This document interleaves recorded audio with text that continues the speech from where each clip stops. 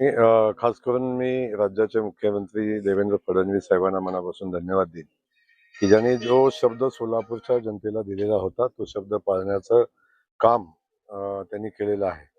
आणि आपल्या सगळ्यांना माहिती आहे की IT पार्कसाठी होटकी येथील 576 गट नंबर मधील 20 हेक्टर जमीन ते औद्योगिक महामंडळाला हस्तांतरित करण्याचे आदेश आजच विभागीय आयुक्त पुलकंडवार यांनी कलेक्टर महोदयांना केलेले आहेत.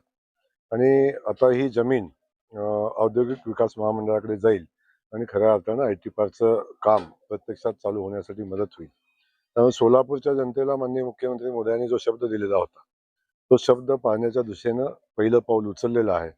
कारण आम्हा सगळ्यांना खास करून मुख्यमंत्री महोदयांना याची जाणीव आहे की सोलापूरच्या जनतेनं प्रचंड मोठा विश्वास आदरणीय मुख्यमंत्री महोदय आणि भारतीय जनता पक्षावर टाकलेला आहे.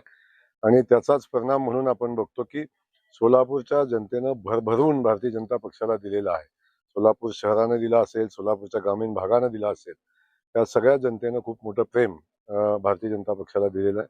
आणि सातत्यानं आमचे स्थानिक आमदार देवेंद्र कोटेजी असतील, आमचे स्थानिक आमदार असतील, सातत्याने या गोष्टीचा पाठपुरावा करतात आणि खऱ्या अर्थानं त्याला यश आलंय. हो, विमानसेवा यशस्वी झाली. आता त्याच्यानंतर हे मोठं पाऊल IT पार्कचं आहे असं म्हणता येईल. अनेक गोष्टी आपण पाहतो की विमानसेवेपुरता मर्यादित विषय नाही. विमानसेवा चालू झाली, समांतर पाईपलाईनचं काम झालं, आता शहरातल्या इंटरनल पाईपलाईनचं काम आता जवळजवळ त्याचं एस्टिमेट वाढून आता 1200-1400 कोटीच्या आसपास गेले. तेही काम आम्ही प्रत्यक्षात काम चालू करण्याची प्रक्रिया आपण चालू करतोय.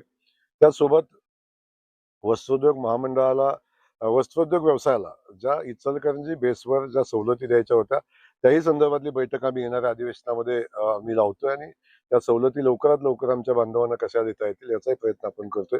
त्या अनुषंगानं जो IT पार्कचा शब्द आम्ही दिलेला होता तो IT पार्कचा शब्द पाळण्याचं पहिलं पाऊल माननीय मुख्यमंत्री महोदयांनी आता टाकलेलं आहे.